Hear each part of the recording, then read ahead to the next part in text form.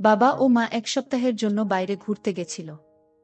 একদিন রাতে ছোট ভাইয়ের প্রচণ্ড জ্বর আসলো, তাই খাওয়া দাওয়া করে ছোট ভাইয়ের রুমে ঘুমিয়ে পড়লাম। মাঝরাতে আমার ঘুম ভেঙে গেলে আমি অবাক হয়ে গেলাম। জ্বরের ঘোরে ছোট ভাই আমার সাথে যা করলো তা শুনলে তোমাদের পানি চলে আসবে। তাই তোমাদের দুটি পায়ে ধরে বলি, অন্তত আজকের গল্পটি শুরু শেষে পর্যন্ত শোনো। আমার নাম রুদ্রিকা, আমি কলেজে পড়ি। আমি একটু দুরন্ত ছুটন্ত স্বভাবের।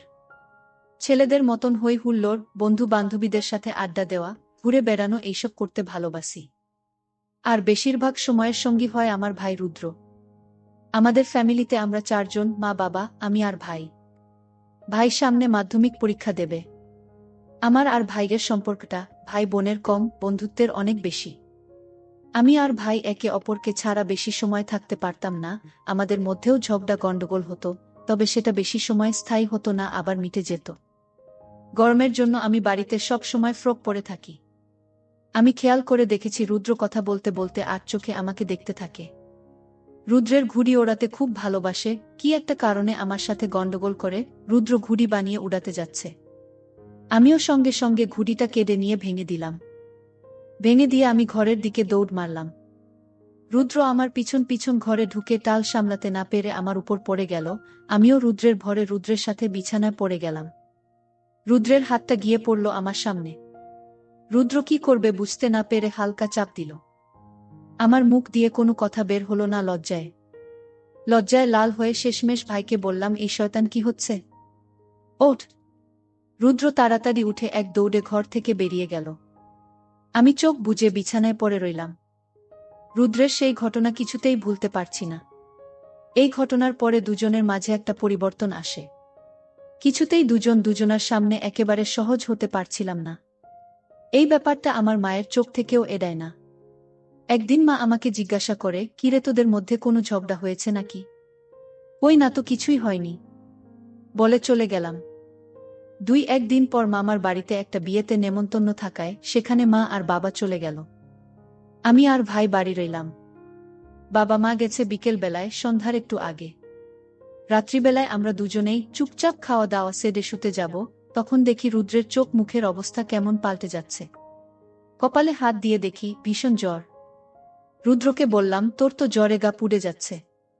রুদ্র বলল, ঘরে প্যারাসিটামল আছে, আমি খেয়ে শুয়ে পড়ব, কিছু হবে না বলে ঘরে চলে গেল। আমি ঘরে যাওয়ার আগে বলে গেলাম, দরজা খুলে রাখিস, রাতে জ্বর কেমন হলো এসে দেখে যাব। ভাইদের জন্য আমার মনটা খারাপ হয়ে গেল। নিজের উপর রাগ হতে লাগল। কেন আমি এতদিন ভাইয়ের সাথে ভালো করে কথা বলিনি, কেন সব ঝামেলা মিটিয়ে নিয়ে নিয়ে এসব ভাবতে লাগলাম। ভাবতে ভাবতে কখন ঘুমিয়ে গেছি বুঝতে পারিনি। এক সময় ঘুম ভেঙে উঠে লাইট জ্বালিয়ে দেখি 12টা বাজে। আমি ভাইয়ের ঘরে গিয়ে ভাইয়ের গায়ে হাত দিয়ে দেখি গা জ্বরে পুড়ে যাচ্ছে। ভাইয়ের এরকম অবস্থা দেখে ভীষণ ভয় পেয়ে গেলাম। কিছুটা সময় বুঝতে পারলাম না আমি কি করব। তারপর একটা বাটিতে জল এনে ভাইয়ের মাথায় জলপট্টি দিতে লাগলাম। প্রায় 1 ঘন্টা জলপট্টি দেওয়ার পর আস্তে আস্তে ভাইয়ের জ্ঞান ফিরল। আস্তে আস্তে ভাই আমাকে জিজ্ঞেস করল, কি হয়েছে আমার দিদি? তুই প্রচণ্ড জোরে অজ্ঞান হয়ে গেছিলি। আমি এত সময় তোর মাথায় জলপট্টি দিচ্ছিলাম। এখন কেমন লাগছে ভাই? জ্বর কমেছে, আগের চেয়ে এখন ভালো লাগছে। এই কথা বলে রুদ্র কেমন অদ্ভুত এক দৃষ্টিতে আমার দিকে তাকিয়ে থাকল। কি দেখিস ভাই? মুখটা কেমন ফ্যাকাশে হয়ে গেল। রুদ্র বলল, তোকে দেখছি। আমি ভাইয়ের দিকে না তাকিয়ে একটু মুচকি হাসি দিলাম। কিছুক্ষণ দুজনেই চুপচাপ থাকার পর রুদ্র বলতে লাগল, দেখ দিদি, আমি জানি সেদিনকার ব্যাপারে তুই আমার উপর রেগে আছিস। ওটা একটা মিস্টেক ছিল, আমি চাই তুই আবার আমার সাথে আগের মতন হাসি ঠাট্টা কর, কথা বল। কি হলো দিদি, কিছু তো বল। আমি চোখ তুলে তাকিয়ে দেখি রুদ্রের চোখে জল।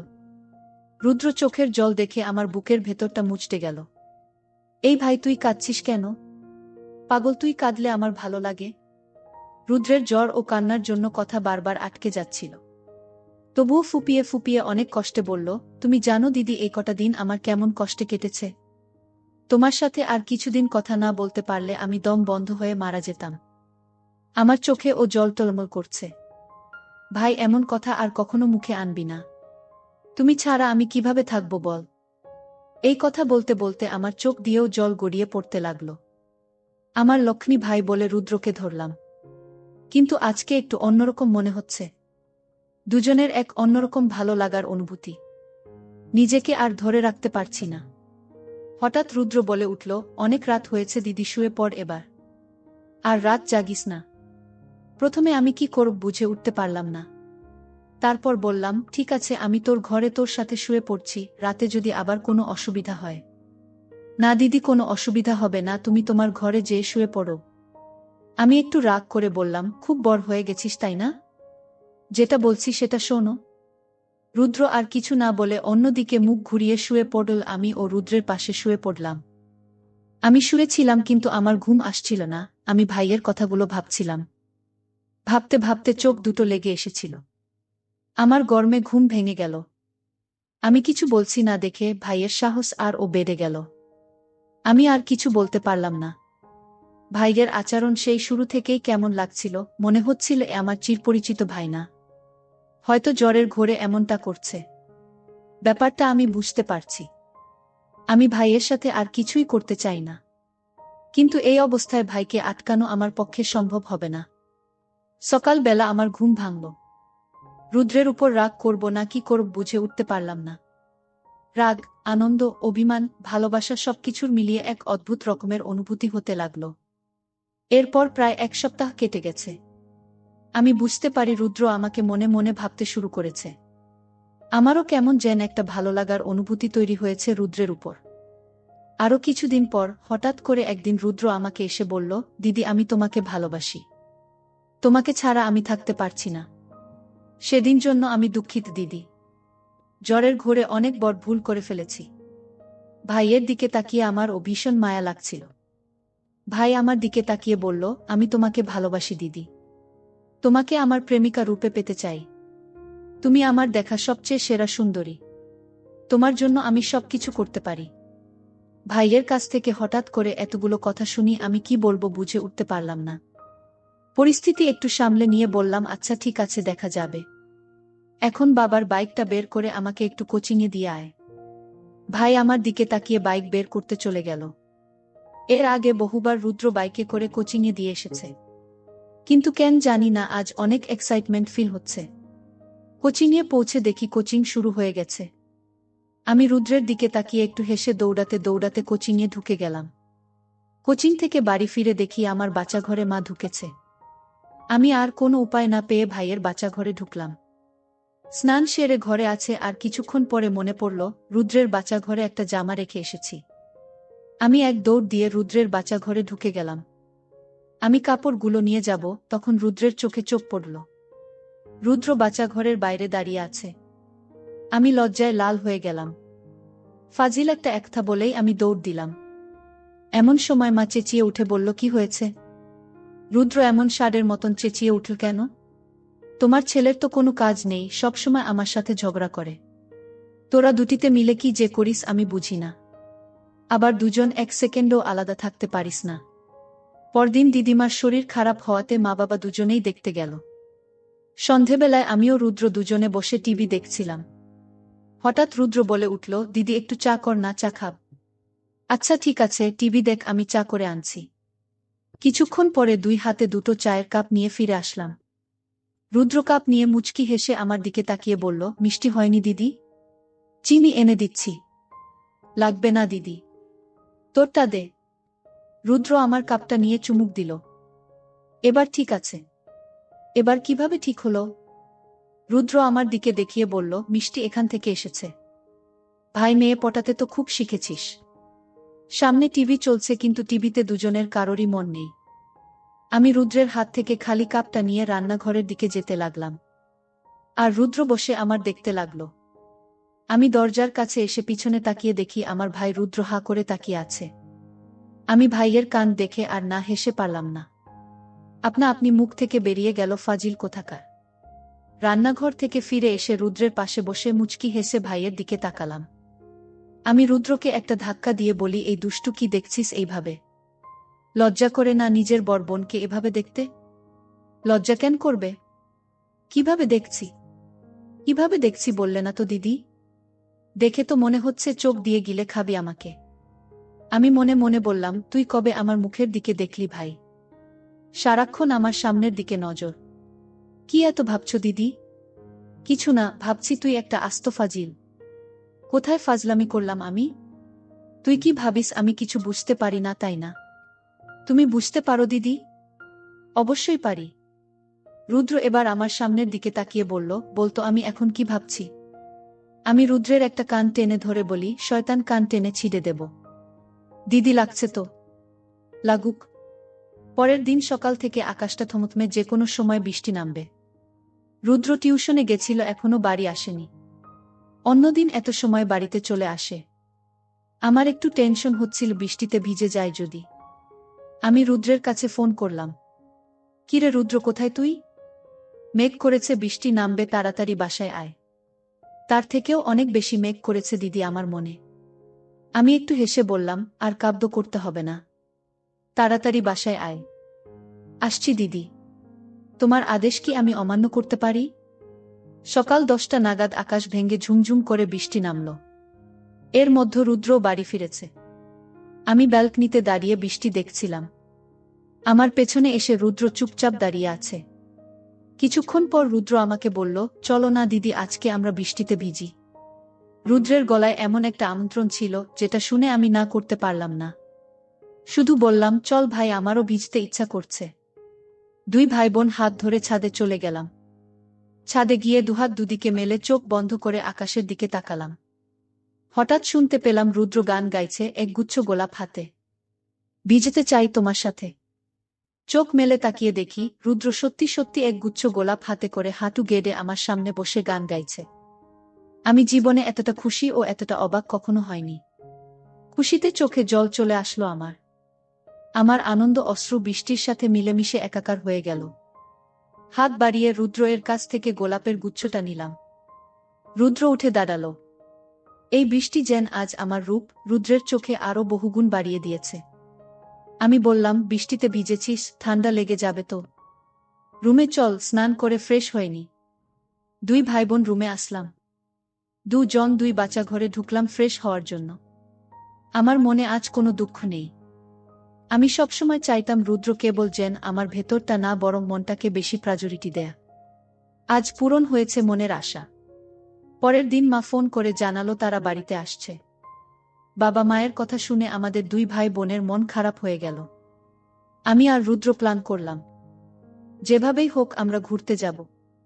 বাবা মায়ের সাথে রাতে খেতে বসে বললাম, তোমরা তো অনেক ঘুরলে, এবার আমারও ঘুরতে যাব। রুদ্র আমার সাথে সাই দিল। কি কারণে জানি না, তবে বাবার মনটা আজ খুব ভালো ছিল। মা জিজ্ঞাসা করল, কোথায় যাবি? আমরা দুজনেই বললাম, দার্জিলিং এ যাব। ঠিক হলো আমার, সবাই প্রথমে দার্জিলিংয়ে যাব, সেখান থেকে অন্য জায়গা। রুদ্র বলল, দেখলি তো দিদি, আমরা কত লাকি, 3 দিনের মধ্যে আমাদের ঘোরার প্ল্যান হয়ে গেল। ভ্রমণের জন্য হালকা কেনাকাটা আর গোছগাছ শুরু করলাম আমরা। বাবা মার জন্য আর অন্যটা ওদের জন্য একটা লাগেজ, আর রুদ্র ও আমার একটা লাগেজ। মা চলে যেতেই রুদ্রকে ঠেলে দূরে সরিয়ে বললাম, যা তো এখন, আমাকে ঠিকঠাক গোছাতে দে। ভ্রমণের সব প্রস্তুতি শেষ। বাবা হোটেলের 2টো রুম বুক করে রেখেছে। বলা হয়নি আমরা যাব বাসে করে। রাত 10:30টার বাস। আমরা 9:30টার মধ্যে বাস স্ট্যান্ড এ চলে আসলাম। রুদ্র একটা জিন্সের সাথে কালো টি শার্ট পরেছে। ওকে সত্যি অনেক হ্যান্ডসাম লাগছে। আর আমার পরনে কুর্তি ও জিন্সের প্যান্ট। মুখে সামান্য মেকআপ। 10টা বাজতেই বাসে উঠে পড়লাম আমরা। আমাদের সিটটা মোটামুটি মাঝ বরাবর পড়েছে। সামনের সিট দুটো আমি আর রুদ্র বসে, আর তার পেছনের সিটে বাবা মা। দুই ভাই বোন একচোট ঝগড়া করে নিলাম জানালার পাশে বসা নিয়ে। আমারই হলো। কিছুক্ষণ গজগজ করে রুদ্র বসে পড়ল। একেবারে কাটায় কাটায় 10:30টায় বাস ছাড়ল। রাত বাড়ছে, 1000 বছরের পুরনো রাত। রাত বাড়ার সাথে সাথে একে একে নিভে আসছে বাসের ভেতরকার লাইটগুলো। জোরালো থেকে ফিসফিসের পর্যায়ে এসে এখন প্রায় থেমে এসেছে ভেতরকার মানুষজন এর কথাবার্তা। আষাঢ় মাস, বাইরে হঠাৎ গুডি গুডি বৃষ্টি নেমেছে।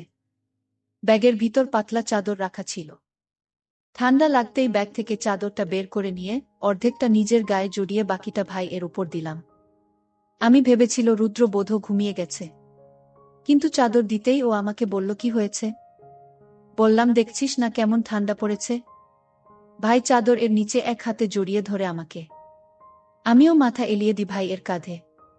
আমি চুপচাপ ভাই এর কাঁধে মাথা রেখে ভাবতে থাকি জীবন নিয়ে। আচ্ছা, কি ঘটবে আমাদের জীবনে? আমি খুব ভালো করে জানি যে আমার সবই কেবল রুদ্রের জন্য। রুদ্র ছাড়া অন্য কারো কথা কল্পনাতেও আনতে পারি না।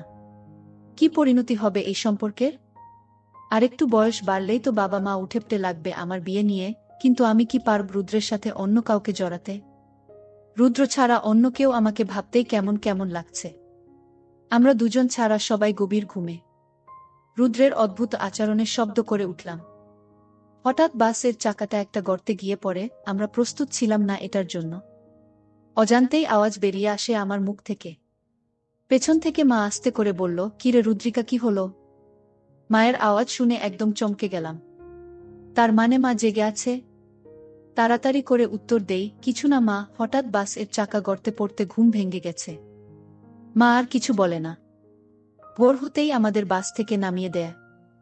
মাথার উপর এর বিশাল আকাশের উপর থেকে যেন কোনো অদৃশ্য হাত একটু একটু করে টেনে সরিয়ে দিচ্ছে কালো চাদর।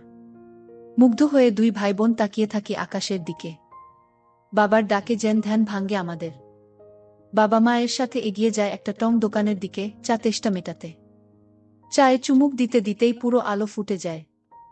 আমি ভাবতে থাকি যে প্রথমেই আগে রিসোর্টে গিয়ে ফ্রেশ হতে হবে। চা শেষ করে বাবা একটা গাড়ি ঠিক করল।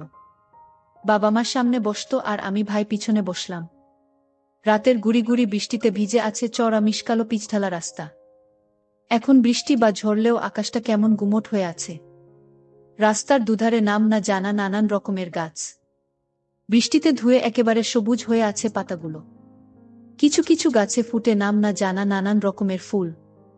অবাক চোখে যেন সমস্ত প্রাকৃতিক সৌন্দর্য গিলতে থাকি আমরা দুজনেই।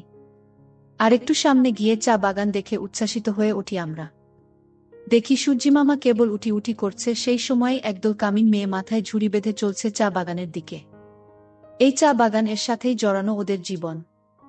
ওদের মধ্যে কারো কারো সাইডে একটা কাপড় দিয়ে বানানো ঝোলার মতো রয়েছে, যার ভেতরে বহন করিছে ছোট বাচ্চা। ঠিক যেমনটা আমরা ছবির বইতে দেখেছি। আমি আপন মনেই বলে ওঠে, উফাফ, কি অসম্ভব সৌন্দর্য। প্রায় 10 মিনিট পর আমাদের গাড়ি হোটেলের সামনে চলে আসো। গাড়ি থেকে লেবে আমার দুজনে আগে রিসেপশন এর কাছে গেলাম। রিসেপশনে বসে আছে একজন সুন্দরী মেয়ে। আমরা সামনে যেতেই চেয়ার ছেড়ে উঠে ইংরেজিতে বলে ওঠে, hello sir and ma'am, welcome. শুনেই গাল দুটো কাশ্মীরি আপেলের মতো লাল টকটকে হয়ে উঠল রুদ্রের। রুদ্র তাড়াতাড়ি করে বলে উঠল, আপনি ভুল করছেন। আমরা আসলে ভাই বোন, বাবা মার সাথে ঘুরতে এসেছি। আমাদের রুম বুকিং করা আছে দোতলায়। শুনে একটু যেন লজ্জায় পড়ে যায় রিসিপশনিস্ট মেয়েটা। সরি স্যার, আমি ভেবেছিলাম আপনারা কাপড় বোধ হয়, বলে কি নামে বুকিং দেয়া হয়েছিল জানতে চায়। রুদ্র নাম বলতেই মেয়েটি ড্রয়ার খুলে চাবি এগিয়ে দেয় রুদ্র এর দিকে। চাবি দেওয়ার সময় মেয়েটা অদ্ভুত ভঙ্গিটা করে রুদ্র এর দিকে। এটা কোনোভাবেই পছন্দ হয় না আমার। এর মধ্যে আমাদের বাবা মা ও এসে পড়েছে। হোটেল বয়দের হাতে লাগেজ ধরিয়ে দিয়ে আমরা উঠে পড়ি দোতলায়। আমাদের জন্য দুটি রুম বুক করা হয়েছে, একটা কাপড় রুম যেটায় বাবা মা থাকবে, আর অন্যটাতে 2টা বেড। ওই রুমে থাকব আমি আর ভাই। হোটেল বয় লাগেজটা রুমে দিয়ে বেরিয়ে যেতেই ভাইয়ের দিকে রাগের দৃষ্টিতে তাকালাম। ভাই বলে ওঠে, কি হলো দিদি? রাগী গলায় বলে উঠলাম, ওই মেয়েটা তোর দিকে ওইভাবে তাকালো কেন?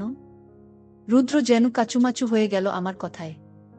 মিনমিন করে উত্তর দেয়, তার আমি কি জানি? আমি কি অন্ধ নাকি? আমি কি কিছুই দেখি না? ওই মেয়েটাকে তুই ও যেন চোখ দিয়ে শেষ করেছিস। ভাই মজা করে বলে, দেখার জিনিস তো দেখবই। ভাই এর কথায় যেন মোচ দিয়ে ওঠে আমার ভেতরটা। দুই চোখের কোনো যেন চিকচিক করে ওঠে জ্বলে। ভাই ভ্যাবাচ্চাকা খেয়ে যায়। ও ভাবেনি এমন রিয়াকশন হবে আমার। এই দিদি, কি পাগলামো করছিস? আমি তো কেবল মজা করেছি তোর সাথে। আমি ফোপাতে ফোপাতে বলি, আর কখনো এমন মজা করবি না আমার সাথে। তুই শুধু আমার।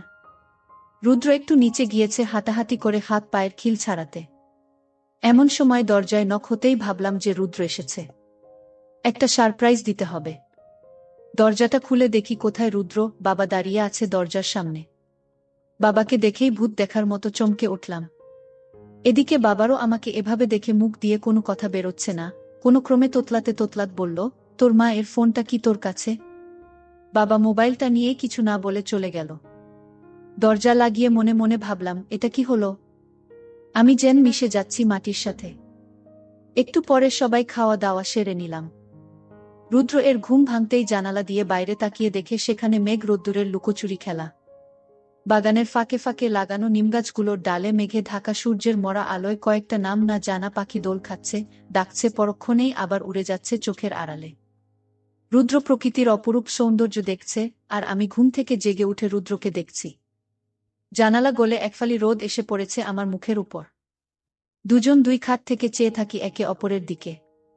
আমি একটু লাজুক হেসে রুদ্রকে বলি, এই দুষ্টু, কি দেখছিস অমন করে? হুম, তোমাকে দেখছি দিদি। আমাকে এভাবে দেখার কি হলো? জানি না দিদি। আচ্ছা, তুমি এত সুন্দর কেন? সুন্দর না ছাই, সুন্দর হলে কি আর ওই রিসিপশনিস্ট মেয়েটার দিকে ওইভাবে তাকিয়ে থাকিস? ইস আবার, আমি কখন ওইভাবে তাকালাম বলো তো? আমি গাল ফুলিয়ে বলি, আমি সব বুঝি। এমন সময় রুমে নক করার শব্দ হয়। দেখি মা দাঁড়িয়ে। আমাদেরকে এসে তাড়া দেয় হাত মুখ ধুয়ে ফ্রেশ হবার জন্য। দুপুরে খেয়ে ঘুরতে বেরুবে। উঠে তাড়াতাড়ি করে হাত মুখ ধুয়ে ফ্রেশ হয়ে রেডি হয়ে নেই দুই ভাইবোন। লাঞ্চ করে বেরিয়ে পড়ি আমরা। আমরা বিশাল বড় একটা জঙ্গলে ঘেরা পার্কে আসলাম। একটু পরে আমরা টিকিট কেটে ঢুকে পড়ি পার্কের ভেতরে। ভেতরে ঢুকতেই চোখে পড়ে পথের দুধারে চেনা অচেনা নানা জাতের গাছের সারি, যার কোনোটা কোনোটা উঠছে আকাশ ছোঁয়ার চেষ্টায়। পথের দুপাশের ছোট ছোট পাহাড় বেয়ে ঘন ঝোপের জঙ্গল। রুদ্রমাকে বলে, তোমরা ওই দিকটাতে ঘুরতে থাকো, আমরা এদিকে ঘুরছি। কেবল বেরোবার আগে একটা কল দিও। বলে জঙ্গলের আরো গভীরে ঢুকতে থাকি দুই ভাইবোন। এই নির্জন দুপুরে এই গভীর অরণ্যে যেন হারিয়ে যায় আমরা। দুই ভাইবোন হাত ধরে এগিয়ে যেতে থাকি। আরো কিছুটা এগোতেই দেখতে পায় ছোট পাহাড়ের আড়ালে গাছপালায় ঘেরা সুন্দর একটা পুকুর। পুকুরে কানায় কানা জল ভর্তি, গাছের ছায়া পড়ে সুন্দর দেখতে লাগছে। হঠাৎ আমরা দেখতে পাই একটা খরগোশ। দুই ভাইবোন ছুটতে থাকি খরগোশের পেছন পেছন। ছুটতে ছুটতে জঙ্গলের বেশ কিছুটা ভিতরে চলে যায় দুজন। হঠাৎ খরগোশটা ছুটে একটা ঝোপের ভেতর ঢুকতেই আমরা হাঁফাতে থাকি। আমি বসে পড়ি ঘাসের উপর। ঘামে প্রায় ভিজে গেছে আমি। পাশের একটা ঝোপে কিসের একটা শব্দ হতেই রুদ্র সেদিকে তাকালো। ছেঁড়া জামা কাপড় পরা একটা লোক, দেখে বোঝা যায় পাগল। পাগলটা একটু আমাদের দিকে এগিয়ে আসলো। পাগলটাকে দেখে আমাদের ভয় পাওয়ার কথা, কিন্তু মনের মধ্যে একটা অজানা শিহরণ খেলে গেল। একটু পরেই পাগলটা আবার বনের মধ্যে হারিয়ে গেছে। সন্ধ্যা ঘনিয়ে এসেছে। তাড়াতাড়ি যেতে হবে। তখনই ফোন আসে বাবার। কিরে, কই তোরা? তাড়াতাড়ি আয়, সন্ধ্যা হয়ে যাচ্ছে তো। এই তো আসছি বলে ফোনটা কেটে দেয় ভাই। গোধূলি আলোতে দুই ভাইবোন এগিয়ে যেতে থাকি মেইন গেটের দিকে। আমরা ঠিক কতটা ভেতরে ঢুকেছিলাম জঙ্গলের বুঝতে পেরেছিল ফেরার সময়। ক্লান্ত হয়ে আমার পা দুটো যেন আর চলছিল না। এদিকে বাবা মা ও ফোন দিয়ে তাড়া দিচ্ছে বারবার। অজানা অচেনা পাখির সারাদিনের ভ্রমণ শেষে নিরে ফেরার আর বড় বড় গাছের ছায়ায় আবছা সন্ধ্যা যেন নিস্তব্ধতা বাড়িয়ে দিয়েছে আরও। হোটেলে ফিরেই রুদ্র বলে ওঠে, এক কাপ চা বা কফি হলে বেশ হয় না? আমার ঘুম পাচ্ছে খুব। আজকের বিকেলটা সারা জীবনের সবচেয়ে মেমোরেবল একটা বিকেল হয়ে থাকবে। সত্যি প্রকৃতির মাঝে আদিমতায় মেতে ওঠার মজা আসলেই অন্যরকম। আমরা দুই ভাইবোন মা বাবার সাথে হোটেলের রুমে চলে আসলাম। রুমে এসে ফ্রেশ হয়ে ক্লান্তিতে বিছানায় শুয়ে ঘুমিয়ে পড়লাম। পরদিন সকালে আমি ঘুম থেকে উঠে স্নান করে ফ্রেশ হয়ে রুদ্রকে ডাকলাম, আর কতক্ষণ ঘুমাবি? ফ্রেশ হয়ে নে, উঠে ব্রেকফাস্ট করবি। আমি রুমে ব্রেকফাস্ট দিয়ে যেতে বলেছিলাম, তাই রুমে দিয়ে গেছে। নিচে যেতে হবে না, তরকারি ঝটপট উঠে ফ্রেশ হয়ে নে। ঠিক এই সময় দরজায় করা নাড়ার আওয়াজ হল। রুদ্র আমার থেকে দূরে ছিটকে গেল। বাইরে থেকে বাবার গলার আওয়াজ শুনতে পেলাম। দরজা খুলতেই বাবার চোখ গেল প্রথমে আমার সামনের দিকে। আমি বললাম, কিছু বলবে বাবা? আমার কথাই বাবার হুঁশ ফিরল। আমি আর তোর মা বেরোচ্ছে একটু, তোরা কি যাবি? না বাবা, তোমরা যাও। আমরা যাব না, আমরা এখনো ব্রেকফাস্ট করিনি। বাবা চলে যেতেই আমি বিছানায় চিত হয়ে শুয়ে পড়লাম। শুয়ে শুয়ে ভাবতে লাগলাম, বাবা আমার দিকে যেভাবে তাকিয়েছিল, আমার কেমন যেন অদ্ভুত লাগলো। তারপর নিজেকে পরিমনির মতো করে সাজিয়ে বের হলাম নিজের রুমের দিকে। আমি জানি আমাকে এখন কোনো বাইরের মানুষ দেখলে সে নিজেকে কোনোভাবেই সামলাতে পারবে না। ক্ষুধার্ত সিংহ যেমন শিকারের উপর ঝাঁপিয়ে পড়ে, ঠিক তেমন ভাবে আমার উপর ঝাঁপিয়ে পড়বে। আমি দরজার সামনে এসে নক করলাম। রুদ্র এসে দরজা খুলে আমাকে দেখে বাকরুদ্ধ হয়ে গেল। চোখেরও পলক পড়ছে না।